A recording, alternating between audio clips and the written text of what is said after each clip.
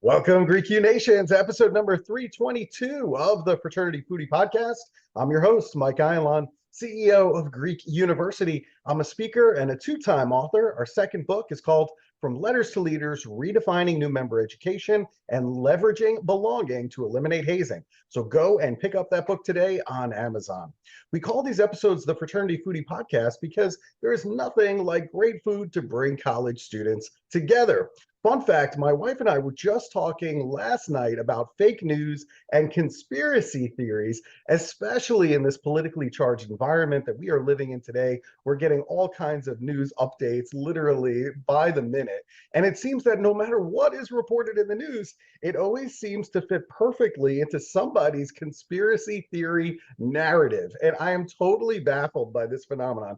Hopefully, our next guest is going to be able to make sense of all of this for us. Dr. Betsy Holmberg ran the Global Behavioral Health Service line at McKinsey Company, which is a premier consulting firm where she ranked in the top 5% of all consultants. In her previous incarnation as an academic, she worked at Harvard and co-authored several peer-reviewed academic journal articles on non-suicidal self-injury and suicidal thoughts. She is trained in cognitive behavioral and dialectical behavioral therapies, and she has treated clients of all ages. And Betsy received her doctorate in psychology from Duke University, where she also graduated Phi Beta Kappa. Welcome to the show, Betsy. Oh, it's great to be here. Thank you for having me, Michael. Of course, of course. Thanks so much for joining us on the podcast today. We have so much to learn from you. I have so many questions.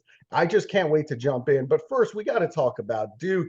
I mean, phenomenal institution. You got your bachelor's degree there, your master's degree, and your PhD in psychology from Duke. So tell our audience, why is Duke such a great institution in your mind? Well, you're right. I love Duke. And what I love the most about it is that they're just really excited for new ideas. So I was there during the time when everything was going multidisciplinary. So one field started talking to another field, started talking to another field. And it was all about how do we apply that to the world to try to make the world a better place. So it didn't matter if you were an undergraduate, if you were a graduate student, you could go to any faculty member and say, hey, I'm excited in this. Can I try something along these lines? And the faculty there would say, go for it. And I just loved that excitement. I loved that innovation. And so I had to go back for my doctorate. It's my favorite place to be. That is fantastic. And one of our speakers, Robert Wilson, he got his master's degree from Duke as well. He's just really good people. All the people that I meet from Duke are just phenomenal people doing amazing things in this world. So I'm a big fan, and that basketball is real good too. So that's always nice. And interestingly enough, you conducted some research on Harvard on self-injury and suicide.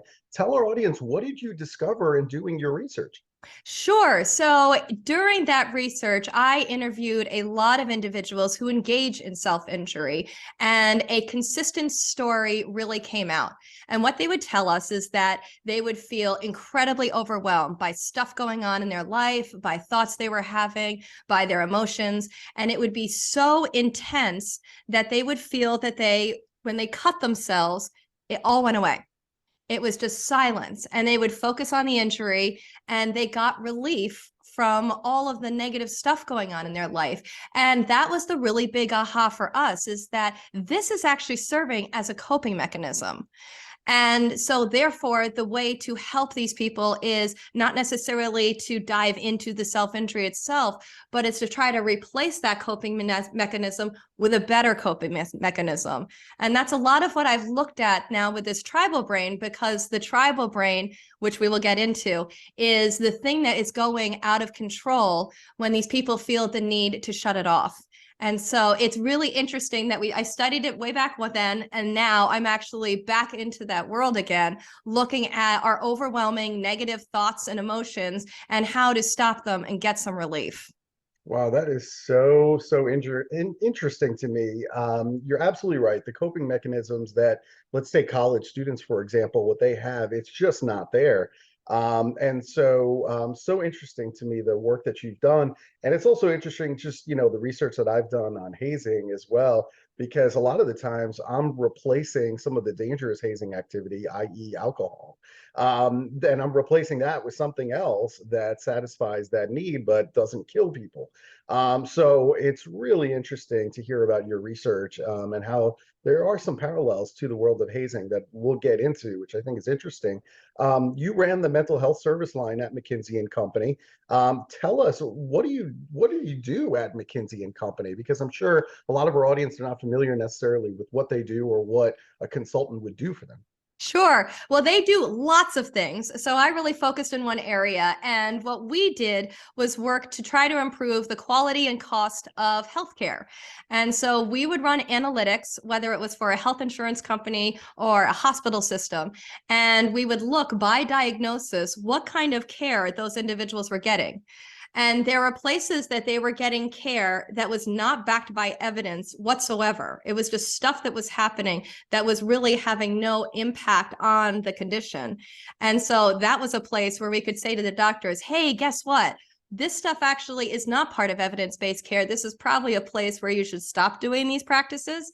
And then there were other parts where there were new practices that they weren't doing that were completely backed by evidence-based care. So we would go and talk to them about, hey, you really should include these types of services, and this is how we can do it. So it's all restructuring care in order to get it to be more evidence-based, more research-based, to try to get people the best quality care that we can for whatever their condition was. So it was really interesting stuff.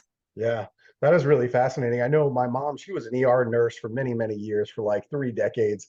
And then she got into case management work. And so she was doing a lot of work for the CFO of a hospital to basically determine, is this patient getting the right care? And are we basically keeping this patient here longer than what is necessary because we're racking up these big bills that the insurance company isn't going to reimburse us for? So really, really interesting work. And it's obviously huge business that they have people like you that are looking at exactly what we're doing with all these patients and seeing, is this really backed by any evidence, or are we just doing things for the sake of doing things? Really, really interesting work. And we have to dive into this default mode network, Okay. because this is all empirically validated brain systems. And you talk about the three tribal priorities. You talk about in groups and out groups. You talk about hierarchies, which to me and the fraternity and sorority system is interesting, with the brothers and the new members and kind of these, two classes within one organization.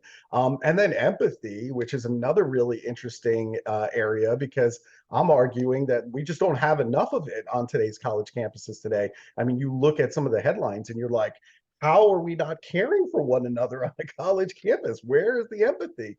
And I know your research isn't necessarily in hazing, totally get that. But if you were to guess, I mean, how does this default mode network enforce hazing of newcomers in our organizations?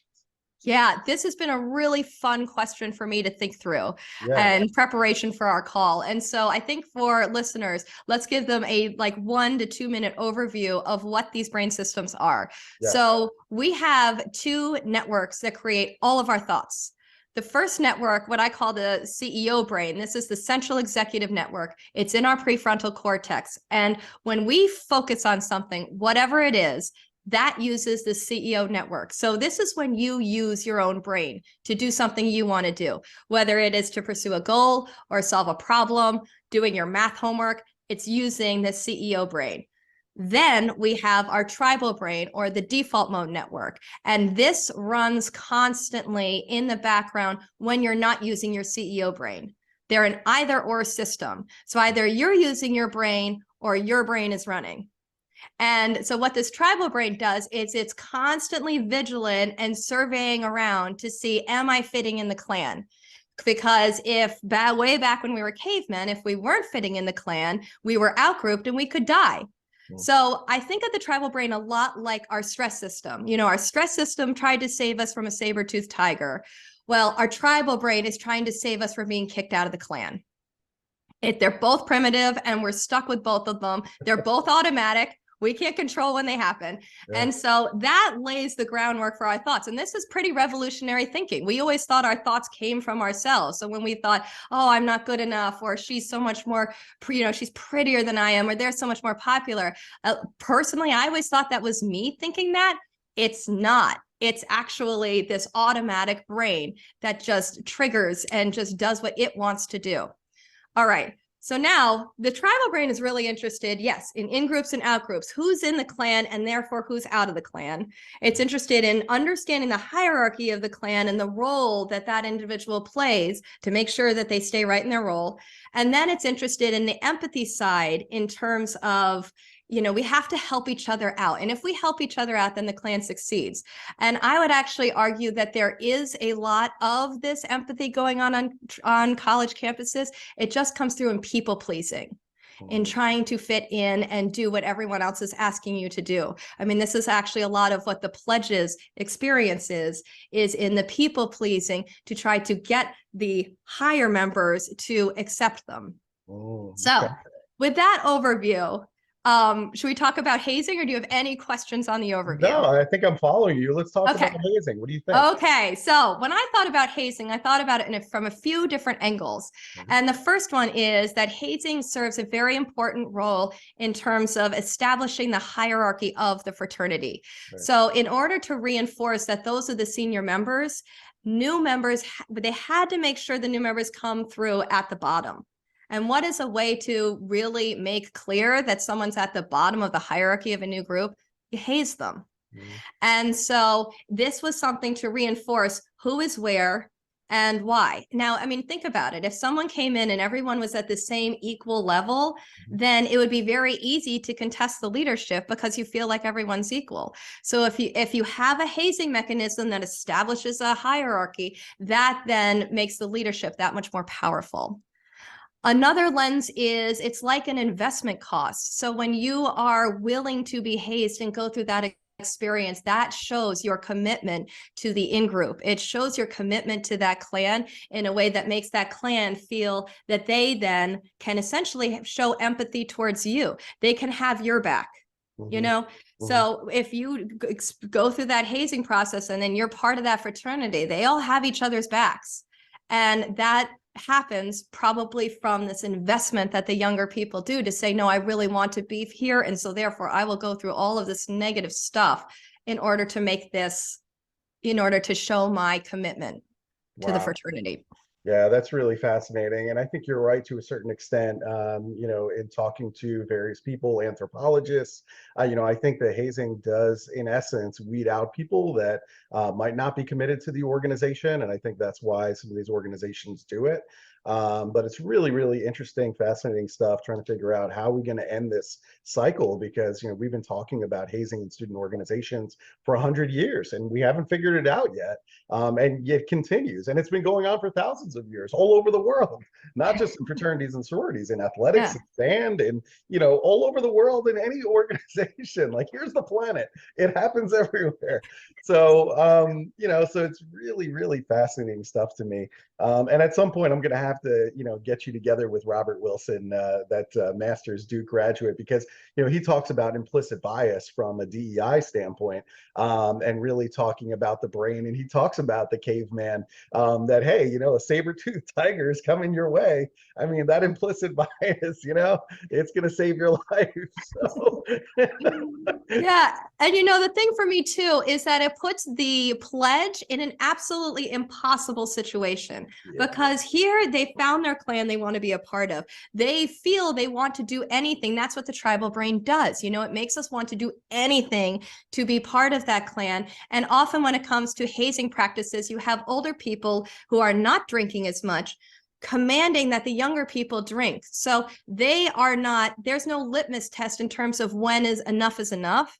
They just say, keep drinking, keep drinking, keep drinking. Well, these kids, want to be part of the clan, so they will do it, when probably inside they're saying, I can't do any more of this, but their tribal brain overrides it because forever it's been more important for us to be together, and we're safer together than we are independently. And so maybe even understanding this for people will help them start to make that separation of we don't live in clans anymore. And I can maybe say enough is enough and do stop at a level that isn't completely scary. Yeah, the need to belong is so powerful. I mean, it's like breathing for you and I, especially when they control the social scene. And you're right, they're willing to put up with anything. And sometimes the consequences are deadly. And so that is the problem right there. And so how to solve that, I don't know, but I'm all ears. If you have ideas on how we can solve it or things that I can put into my dissertation to research a bit, glad to do the work because we got to figure this out. We have to figure this out somehow. Well, I Yeah, think go one for it. interesting lens on it is Yeah. that we are so in focused on ourselves and whether we fit in that we are very unaware of how well other people are doing at fitting in. Mhm. And so there's a place where an individual can say, you know what, I choose not to do this. And it probably will not cause that many ripples in the general population, in, let's say, the fraternity. If they're like, I have to tap out right now, because everyone is so much more focused in their own position, they're not really paying attention. So there, we actually have more liberty to voice our concerns or say that it's too much because other people aren't really paying attention the way we think they are. And Right. that's kind of a nice thing to know. That is, yeah, that is the question. How do we empower them to say something and to step in and to say enough? And that is just difficult, especially when that fraternity is controlling the social scene and you want in because if you don't get in, then your social life for 4 years at Duke is not going to be what you want. And so, so this is where we are. But fascinating conversation. Let's talk about this whole fake news and conspiracy theories that I mean, I'm seeing every day. And listen, I'm trying my best. I'm kind of a moderate, right? I'm like right in the middle, and I'm trying my best to keep, everybody happy on both sides because I see both sides of it. But then when I see these conspiracy theories show up on YouTube from like these anonymous people that nobody knows, why do we fall for all of this fake news and conspiracy theories? Oh, it's such a good question. So this goes back, we have to go back to our two brains. Okay. So technology has really affected the way we think. And so when it comes to our CEO brain, there were all of these things that we used to do to strengthen our CEO brain that technology has taken over. We used to do mental math. We used to have to find our way and read a map and find our way to a new location. We had to balance our own checkbooks. So there were all of these activities of what used to be daily living that would work this CEO brain. Now that they're all online, this thing's getting weak.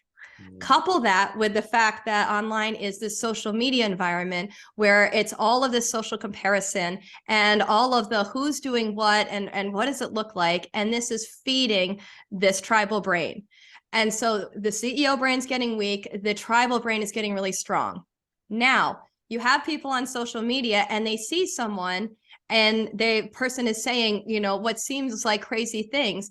It doesn't matter to the viewer because the viewer is operating truly from kind of a caveman perspective. So they're more interested in just understanding what the norms of the clan are than they are in putting any critical thinking towards what they're actually hearing. So we lose our ability to analyze. We lose our ability to say, is this really real? And we just get into that clan mentality. We think, yeah, no, that's bad. And what often these conspiracy theories do a beautiful job of is to create in groups and out groups to say, this group is really awful. And, and we have to defend ourselves and protect ourselves from it.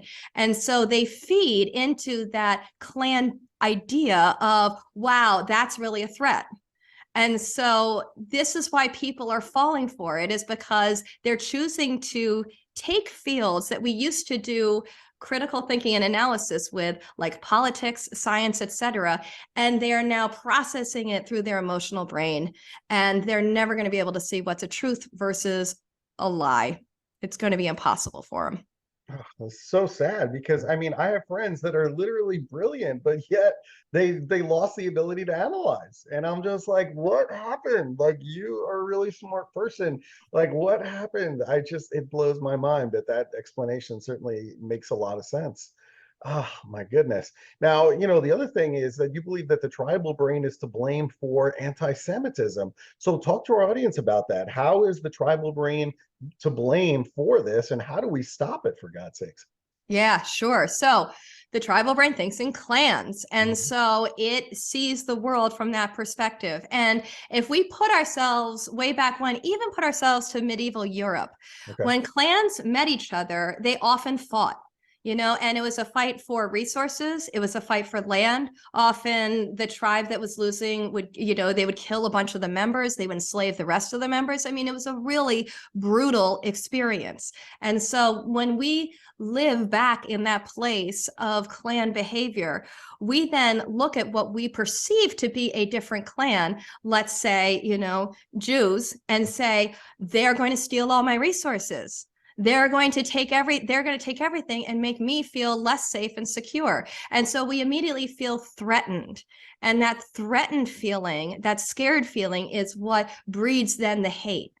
And the thing that, is the heartbreak for me in all this is we're past that kind of behavior. We don't live in medieval Europe anymore. We live in a place with laws and, and a government. And so we are not clans anymore. And yet people are thinking and feeling as if we are still living with clans that are rivaling each other. And we have to stop. Yeah. Enough is enough. Easier said than done. I mean, our I brain know. keeps going back to this caveman mentality. I, So it's like all the things that we're talking about today, all of these problems, we keep going back to the caveman. It's like, no, we're so much further along, but we can't convince our brain to come It along. is such an irony that the most sophisticated society has created actually the most basic human behavior. And Totally. so we need to all know this and see it so we can come up to the level of where we are from how advanced we really are. Okay, but I mean, this polarization and the hate you're talking about, it's destroying our political system. It's destroying our society. You believe that the solution is to hack our own brain. So what do you mean by that? I mean, we all need to understand that this is what's happening because people really believe that they own those thoughts, that they truly feel that way. And when they can separate from those thoughts and say, wait, these thoughts are just automatic, they're just a survival system, and I need to dismiss them, they will start to shift everything else in their world. And this is where we hack our brains. For example, how do we use social media in this kind of age nowadays? Mhm. Well, first of all, we don't go to social media for anything that requires critical thinking. So when we're thinking in terms of politics and policies are so complex. There are good parts of every policy and bad parts. We really need to have a thinking brain to understand how we truly feel about these big ticket items, right? And if we think about science, a lot of the conspiracy theories, the earth is flat. Well, no, when it comes to this kind of thing, we need to get off of social media. We need to get on these types of areas that require critical thinking and then use social media for some of the things it's really good for. So I see social media as an incredible outlet to see and understand how other people are living Yeah. and what is out there in the world. Like, for example, I follow a gal named Cecilia who lives on the northernmost island in the entire world, and she's experiencing polar night. So it's dark all the time. Well, she shows videos. What is it like to live through polar night? What do they do? That's really interesting. And it's not really engaging my tribal brain. It's actually exposing me to other things. And so if we can start to hack our brain and use social media and other things for good things instead of bad things, that would help. The second thing I'd like to say here that's very, very, very simple is when the tribal brain is going, the CEO brain is shut down. They're either or. Mhm. So if you want to get out of feeling bad about yourself, if you want to get out of feeling like everyone is doing something and you're not, or you're not smart as everyone else, if you want to get out of these negative, awful feelings, focus on something. And I literally, Michael, mean anything. Like you could focus on just the color of the sky and it will shut down this tribal brain and you'll go, finally get some peace. And so that is another way to hack your own brain. It's the second you feel this thing going and it is automatic, it is going to go, just focus on something else and it will lessen the amount you're hearing and believing these thoughts. Wow, that's brilliant. That is fascinating discussion. I love it. I love it. I love it. And you know what? Maybe you're onto something. Maybe like social media needs like a disclaimer for anything like politics related, for example. Like just put a big bar at the bottom. This is politics. You like, beware that this is probably not where you should be engaging in social media, to send everybody else somewhere else. Yeah. Really, really fascinating discussion. And maybe that's the way forward, because there is really good parts to social media. I am connected to a lot of people that ordinarily I might not still be connected to from high school, from college, etc. And I can keep up with it on social media. But yeah, there's so many negatives and it's like, oh, I can't even open up this app anymore. So yeah, this is just so fascinating. Okay, and one other question. I am a business owner, right?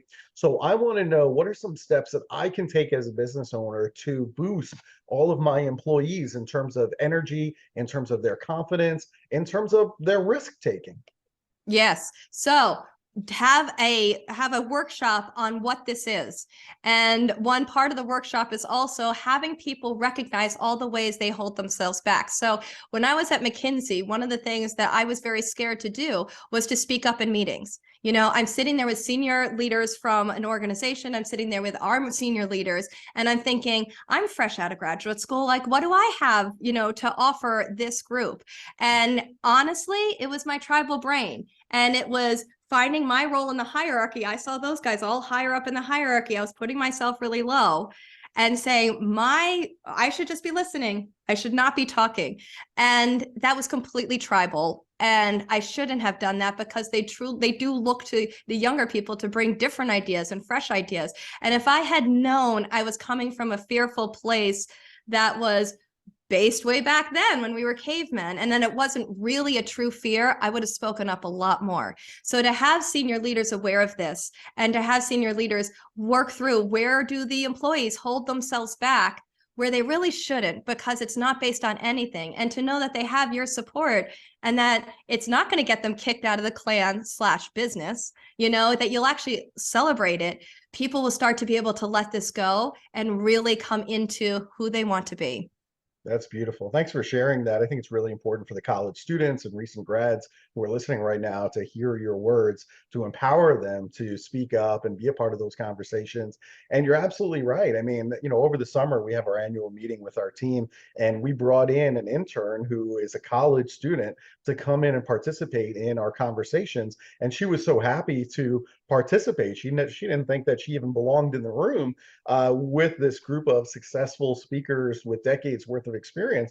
But I made it clear to her before we even arrived at the meeting in Nashville. I said, your input is so critical to what we do because you are Gen Z. You are the target client.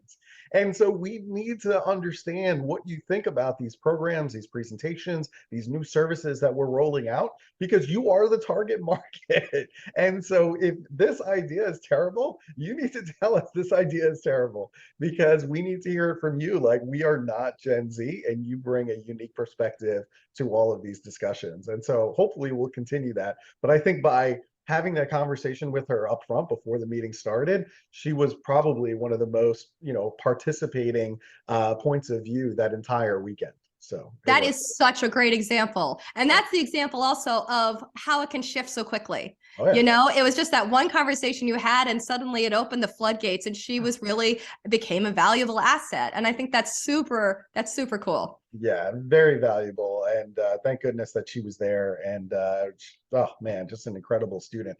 All of that is great. Now, we do love good food here at the Fraternity Foodie Podcast. And I love visiting my birthplace of New York City. I was born in Mount Sinai Hospital in Manhattan. So where do you go for great food in Manhattan these days?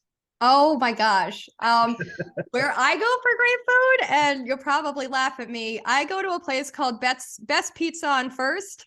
It's on First Avenue between 57th and 56th Street. I used to live right around there, and it is fantastic. It's literally the best pizza I found in the city. Oh, And so whenever I go into the city, I have to stop by there. that sounds really good. I have a talk that I'm going to be doing in New Jersey in January. So I am going to go there. I'm going to let you know what I think, because yes, I really deeply miss really good New York City pizza and New York City slices. Nashville, Tennessee, where I live, is a great place to live, a lot of fun, great nightlife, great music, but they do not have pizza that is even close to what you're eating over there. And the bagels are not even close to what you're eating every single day. So I'm really Oh, I jealous. love those bagels. The bagels are the best. I'm jealous Yeah. of what you're doing. Just being honest. All right. So if our listeners, if they want to learn more about your research, maybe they want to take the free course that you offer on your website, maybe they want to connect with you, where should they go? Yeah, go www.betsyholmberg.com. There's a free course on there right now, so you can start to get to know these two brain systems and how to get out of them, practical things you can do. And I will be putting more and more stuff up there, so sign up for the newsletter, and I look forward to connecting with everyone. Send me questions, send me anything you want, and I'd be happy to connect. Wow, what a great resource. That website is www.betsyholmberg.com. So that's BetsyHolmberg.com. Go and check that out. Sign up for the free course. Betsy, you are the real deal. What can I tell you? I mean, I'm just blown away. Thank you so much for making sense of all of these questions that were running around in my head. You've laid it all out perfectly. And you know what? Listen, if you ever decide to do any research on fraternities and sororities, hierarchies, hazing, any of this stuff, I mean, your contributions to our field is welcome. Maybe you and I are going to have to talk about my dissertation. You can kind of steer me in the direction that I need to be going in terms of my research. Oh, that would be great. I'd love to. It's such an important area. So I would be so super psyched to be part of that. Awesome. All right. Well, I appreciate that. I'm going to take you up on it. And to our audience, if you enjoyed this conversation with Dr. Holmberg, please like it on social media. Please share it with others that you think are going to be really interested in this tribal brain and everything that Dr. Holmberg talked about today. And we hope to see you on another episode of the Fraternity Foodie Podcast. Thanks so much for joining us, and we're going to see you next time.